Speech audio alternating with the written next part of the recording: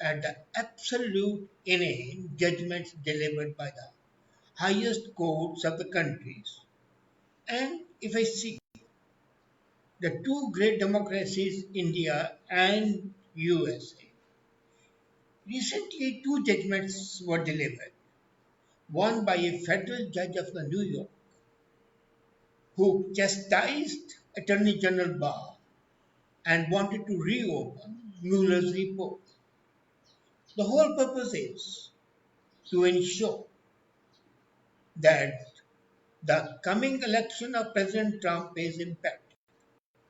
But the second, more insidious, unjustified, irresponsible judgment is by a provincial court of India. This provincial high court, based in Allahabad, then Uttar Pradesh, gave a judgment which lacks balance, judicious application of mind, and is in fact a direct incitement to go in for breaking the law. India has been particularly capable and efficient in having good three prime ministers till now: Nehru, Indira, and Modi. We had nincompoops and useless prime ministers like I.K. Gujral, Dave Gowda, Charan Singh, Shekhar, and another very competent clerk but ineffective leader, Manmohan Singh. But in the provinces, we had four prime ministers who were very efficient: Pratap Singh Caro in Punjab, B.C. Roy in Bengal, A.C. Khair in Bombay, and Sar Chandra Sinha in Bihar. And they were capable to take their stand. And then came mediocre and third-rate chief minister. But this time, Uttar Pradesh, UP, has a very effective chief minister in Yogi Adityanath, who is concerned with law and order, concerned with the protection of the public and the private property, concerned with the rights of the people. And he adopted a mean of shame and name. And I was shocked when this very effective method, which has been used since times immemorial in India, was castigated, criticized, condemned, and held to be illegal by the provincial high court, and the judgment is likely to be appealed. But look at the judgment. The Honorable High Court, in its most, shall I say, ineffective manner, said that the judgment is a violation of UN rules. May I ask these judges that since when is the United Nations a supranational body? Since when is Indian sovereignty subject to the controls and the whims, caprices and the stupidities of United Nations? Since when have we started bowing down to the dictates of those people who are themselves are the worst violators of human rights? Do you know who controls human rights organization UN? It's Pakistan, it's Saudi Arabia, it's Iran, it's Jordan, it's Syria. And these countries have the worst possible record. And the honorable judges of Allahabad High Court quote those people. Shall I call it an act of lunacy? Or shall I call it an act of idiocy? I don't know. But honestly speaking, I'm reversed. I'm annoyed. I'm angry. I'm disappointed. I'm disgusted with this sort of a judgment. Now look at the judgment by itself. As I said, the judges say that it violates the law. There is no law in India according to the jurists, which is in the Criminal Procedure Code or the Indian Penal Code, which has been violated. Whenever a person is alleged to have committed a crime, the name and the picture of that person is displayed prominently in the newspapers. And the same has been done by Yogi, only the difference is he has put the posters. Now, putting a news is as insidious as putting a poster. So does it mean that by implication all persons arrested their names and the pictures will not be displayed? Is it possible to do so? Would be desirable to do so? No. But in its own insignificant, injudicious manner, the Allahabad High Court said no, it's violating the privacy laws, which it does not. Because Yogi government has very clearly said that these are the people who are responsible for the bloodshed, for the mayhem, and for the destruction of the public and private property, and they will be prosecuted and the money recovered from them. And this has been done by the Britishers and by the Indian government, and it is being done by the Allahabad High Court itself, time and again. Would these judges resign to prove that what they have been doing till now is wrong? You can be sure they would never do that. Now comes the second part. Is India a satellite or a power under the control of United Nations? Is it a trusteeship of the United Nations? Or is it a sovereign republic? If it's a sovereign republic, it has every right to have its own laws and the rules of the United Nations until and unless they are approved by the parliament have no relevance. And as the foreign minister of India in just concluded global business conference day before yesterday said, which country listens to the United Nations directive? Absolutely. Canada is guilty as of needs are concerned. US is guilty, Russia is guilty, and the only country who are not criticized by UNO are Pakistan, Iran, Saudi Arabia. Can anything be more laughable? Or can there be any other mockery of national sovereignty?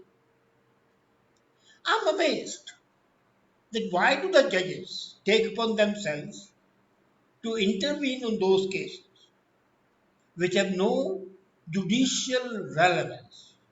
And this injudicious act of the judges results in A. Promoting and enabling people to indulge in illegal affairs. As a matter of fact, now all the victims of the so called privacy invasion would say, well, why are their names being displayed in the newspapers? This is absolutely reprehensible. And then imagine it, the High Court took suo moto decision to listen the case on Sunday as if it was an act of national emergency, which it was not. I had decided not to give comment for about a month because I'm on spectacle. But this judgment just filled me with so much of disgust, angst, anger, annoyance that I was compelled to come and share my thoughts with you. While the judgment of the federal judge in US against Barr is a blatant effort to interfere and influence the upcoming presidential election in November in USA, this decision of the Allahabad High Court is a blatant abetment of criminal actions. As a matter of fact, Yogi deserves all the plaudits and all the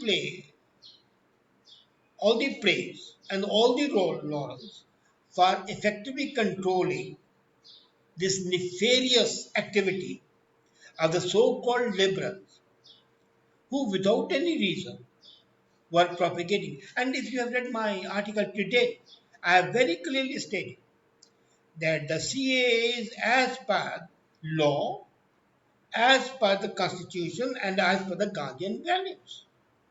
There's nothing wrong with it. It's a very human act.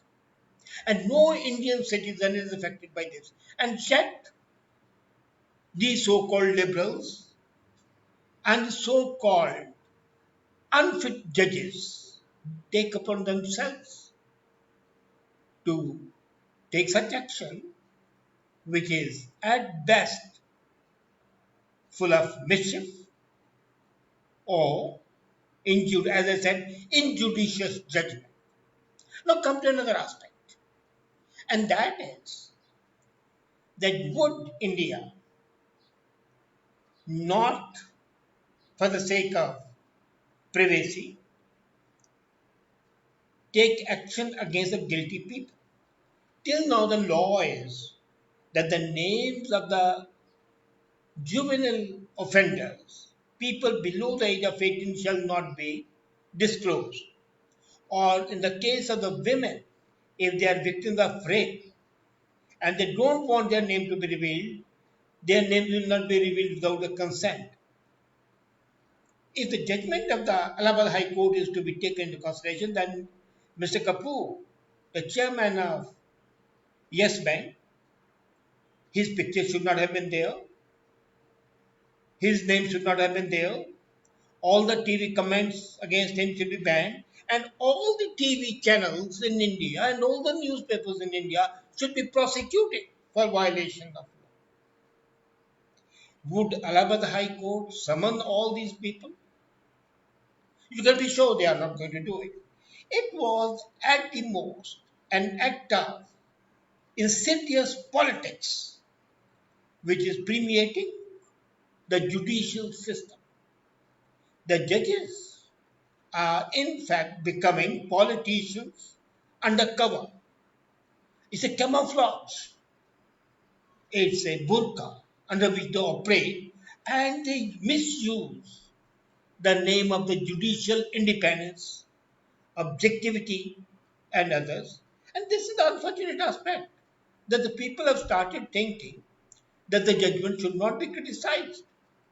When such judgments are there, which strike at the very root of the sovereignty of a country, which are an open abetment of the crime, which are responsible for giving respectability to the criminals, then that sort of a judgment cannot be accepted as a gospel truth. There was a time when the Bible used to say that Daniel comes to judgment. But here is not that Daniel who has come to the judgment. It is the judges taking a vicarious pleasure in deriding the political leadership and the executive, and their only purpose is, I'm not imputing any motives, their only motive is to get known, get a repute as independent minded judges. That might affect the country adversely, least of their concerns. And I was thinking that this canker of active judicial approach was only afflicting people in and the courts in USA. But what I've been seeing in India has been a terrible tragedy where the judiciary is trying to be supra executive, which it is not. As a matter of fact, if the Supreme Court and the High Courts clearly decide that their case, they will not hear cases which are supposed to be under PIL, public interest litigation, which is an anomaly, and they will not take suo motu case. Imagine a rapist is killed in an encounter in Hyderabad, and the Supreme Court Chief Justice orders an inquiry. The protesters are stopping the ambulances and the school children from moving, and the Supreme Court sends three emissaries to plead with them to stop their illegal activities instead of punishing them. This pampering of the criminals, because when they hurt other individuals, these protesters have become criminals. So, this pampering of those people is sending signals, and they are not mixed signals, they are very clear signals. Well, you can do what you want, and the judiciary is there to back up your absolutely nefarious actions. These injudicious judgments show another thing, and that is hunger for publicity. There was a time when the judges were not supposed to be seen and heard. The fall came in the time of Manmohan Singh, when the judges held an open press conference against the Chief Justice and no action was taken. As a matter of fact, at that time, all the four judges should have been impeached. The code of conduct was very clear that the judges would not even attend social events. They will not participate in the social functions. They will not give press conferences. They will not interact with the media. But now, when I see, they interact practically every day. So, when they interact with the public, then what happens? A, by their intemperate remarks, they are prompting such activities against the social system. I'm not concerned with the government. Let the government go to hell. I don't care. But when the social system is infected, when the social polity is corroded, when the trust factor is removed, that's a disaster for any country. And these judges are doing exactly that. And they are so publicity hungry that they will make comments which are uncivilized, as some of the comments by the judges here were. In this case, the judgment of Mudali or of the Delhi High Court was transferred to Punjab and Haryana High Court is marvelous. He took an action against the government, but his judgment was so clear, so impartial, so balanced, so poised that it is an act of real judicial judgment. And these judges have an aim that after retirement they are going to become politicians indirectly. There is one justice, Justice Markandeya Katsu, who is in the habit of giving comments in season and out of season which have no relevance. So these judges, by making such judicial judgments, are in fact paving their way to become the political leaders in absentia and to be supra-executive while they are here itself.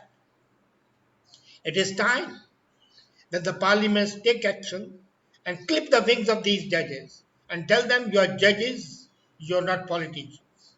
You are judges and your job is to interpret law, not to create new laws. Till that is done, the fate of the democracy is in danger. And it's time to act now, today, without any further delay, because that would be something disastrous for these democracies. Thank you.